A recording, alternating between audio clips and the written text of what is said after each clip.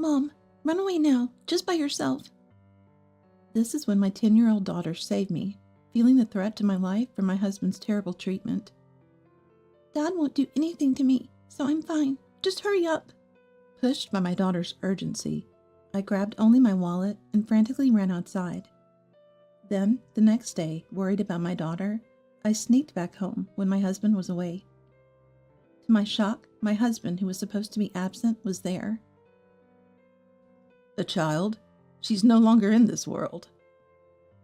I gasped at my husband's words, spat out so dismissively. My precious daughter, who had risked her life to save me. The thought that I could never see her again. Overwhelmed by shock and despair, I collapsed right there. I'm Natalie, a 35-year-old office worker. I live with my 38-year-old husband and daughter. Originally, I married my husband, thinking he was a manly and reliable boss at the company. A happy life with our child after her birth was my long-cherished ideal. My mom passed away when I was young, and I was raised in a father-only household. I am nothing but grateful to my dad, who raised me with all the love he could muster. Yet I envied my classmates who were pampered by their moms. My dad, a self-made man, runs a civil engineering company.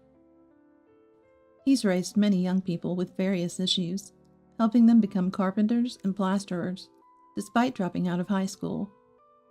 Some of them were rebellious youth, but my dad, with his inherent sense of duty and compassion, reformed them. Compared to the people at my dad's company, my dad was just an ordinary, serious office worker. That's why I thought my dad would like him immediately. But the reaction of my dad when he met my husband was unexpected. Nice to meet you. I'm Stephen. You're my daughter's boss at the company, I hear. Thanks for taking care of her. It was just normal small talk, but the conversation was smooth, and I felt relieved.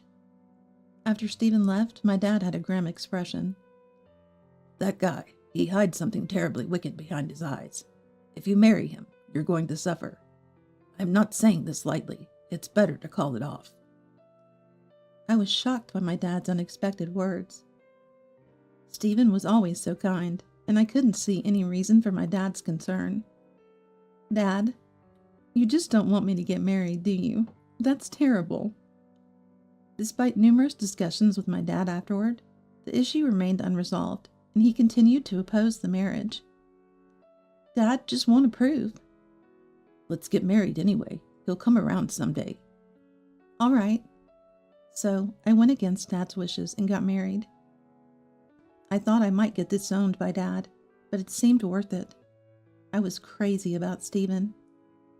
When I was packing my things to leave home secretly, Dad caught me. Take this with you. Use it if you're ever in trouble.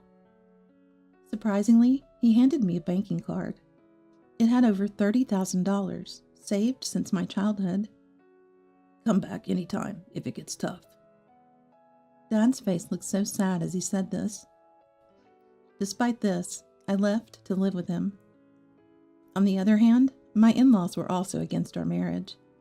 They disliked that Dad's company employed people from various backgrounds, saying they didn't want a wife from such a place for their son. So we became distant from my in-laws. Therefore, we just had a photo-only wedding, yet we were quite happy. After getting married, Stephen wanted me to be a housewife and support him. But I wanted to own our own house soon and give our children a proper education. So I suggested that we both work and save more. If you really want to work, then make sure you do all the housework perfectly. What? You won't help? That's a woman's job. That was the first time I felt uneasy about my husband. 3 years into our marriage, I joyously told my husband about my pregnancy. You should be happy. You're going to be a dad. Oh yeah, that's great. I'm looking forward to it. But keep doing the housework like before. He seemed happy, but he never cared for me during my pregnancy. Even when I was bedridden with morning sickness, he got grumpy if his meals weren't ready. Can't we just have ready-made dishes when I'm sick? Don't be spoiled. Pregnancy isn't an illness. His words troubled me, but he was genuinely looking forward to the birth. When our daughter Hannah was born, he said, "She looks smart like me."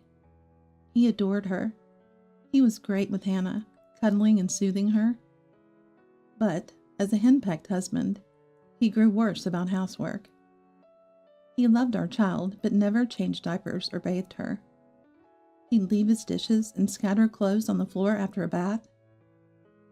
It was manageable when it was just two of us, but with a child, it got harder. Soon, my maternity leave ended, and I returned to work. Now I was busy every day with work, housekeeping, and parenting. One day, I couldn't hold back anymore and blurted out, "Hey, you! It's tough managing both work and childcare. Can you help a little?" "What do you want me to do? I'm already playing with Hannah." "Just put your dishes away after eating and put your clothes in the laundry basket.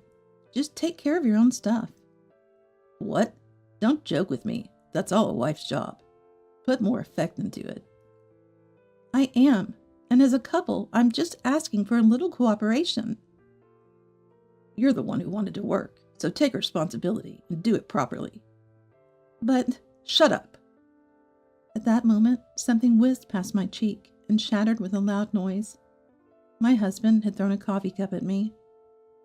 "It hurts." When I touched my cheek, blood was oozing out. "It's your fault for not listening to me." This aggressive side of my husband was something I had never seen before. I was so confused that I couldn't say anything more.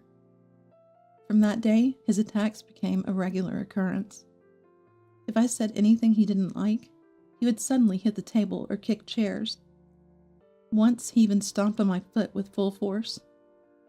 Day by day, more bruises appeared on my body, hidden from view. My dad was a strong man. "Women and children are delicate. Men should protect them," he always said. He would never hurt me, only gently admonish me. Maybe that's why my husband's actions terrified me so much. Whenever he seemed about to do something, I would flinch and become unable to speak. This response only encouraged him more. "You're all talk but a coward. Remember, if you defy me again, you'll suffer." "Please?" Just his loud voice made me freeze, and I ended up obeying him. But he seemed to want to be seen as a kind dad to our child, attacking only when she was asleep at night. I kept silent, not wanting anyone to know. But my perceptive daughter seemed to notice. Then one night, something decisive happened. My husband had recently said he was tired of working for others and wanted to start his own business. I didn't think it was that easy and knew it would require funds. But fearing his mood, I suggested saving up for his business instead of outright opposing him. "We don't need to do that. Use your dowry and the money's saved for Hannah." "That's for Hannah's education. We can't use it now. Plus, the money my dad gave me isn't for such purposes." My refusal to comply angered him. He didn't just throw things. He hit and kicked me. It was bad enough to fear for my life. "It hurts. Please stop." "You're wrong for not listening to me." How long did it go on? I must have lost consciousness for a bit, because when I came to, my husband had gone to the toilet or something. That's when my daughter, who'd been hiding and watching, burst out. "Now it's your chance, Mom. Run away now." "But I can't leave you, Hannah." "Dad won't hurt me, I'm sure. It's better if I stay. I can distract him. Come back when Dad calms down, okay?" Taking advantage of my daughter's words, I quickly grabbed my wallet and fled. I stayed at a nearby hotel, trying to calm down. I can't live with him anymore. I'll take Hannah and leave the house. The next day, worried about my daughter, I returned home when my husband was supposed to be at work. But surprisingly, he was there. "What are you doing back here?" "Where's Hannah?" "Hannah's no longer in this world. It's your fault." "What do you mean?" My husband watched me panic with a faint smile. "Just like I said." "That's a lie. Give Hannah back." "What?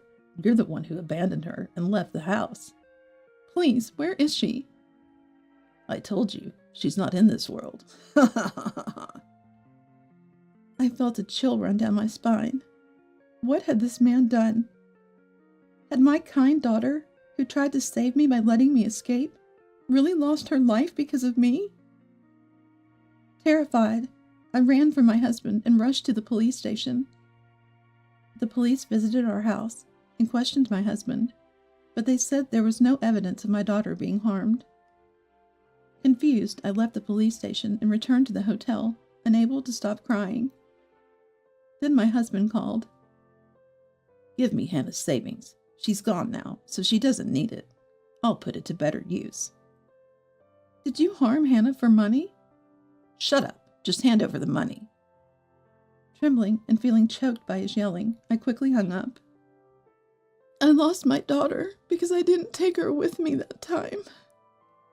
I was in a daze for hours. But then it dawned on me. If the police didn't find evidence of my daughter being harmed, maybe my husband lied, and she's still alive. My clever daughter must have found a way to escape from him.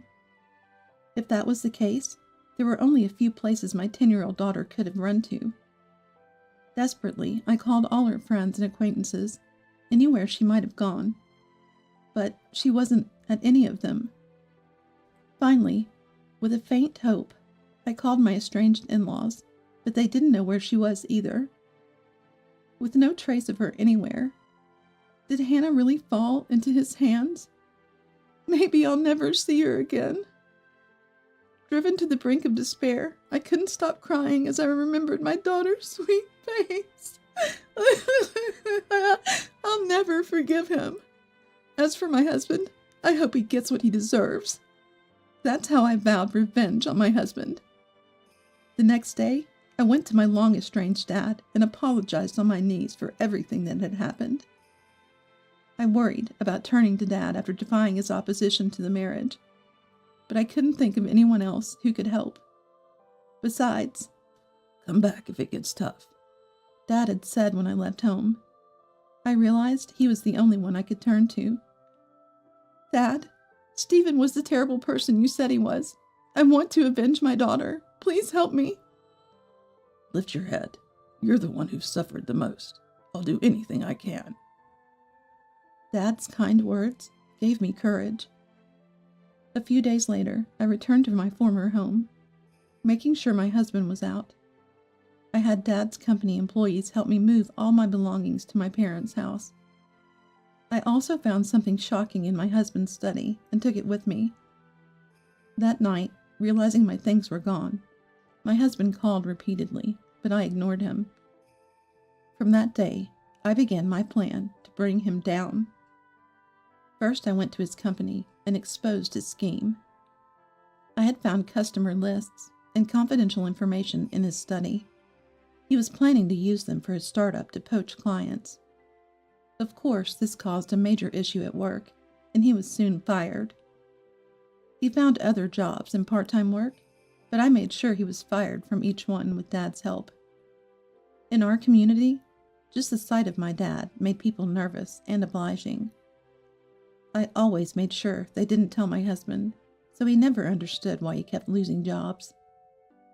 He must be lamenting his misfortune by now. Next, I used Dad's influence to ban him from his favorite clubs and bars. I also spread the word among his friends and acquaintances that he was a daughter killer, isolating him. Now no one was there to help him. Finally, I made arrangements with the real estate agency and had him evicted from our apartment. Dad's influence helped, but it seemed he couldn't afford the rent anyway. On the day he was supposed to leave the apartment, I waited in a car with Dad. Sure enough, my husband came out with his belongings and headed to a nearby park. There he was, sitting on a bench with a lifeless expression, looking up at the sky.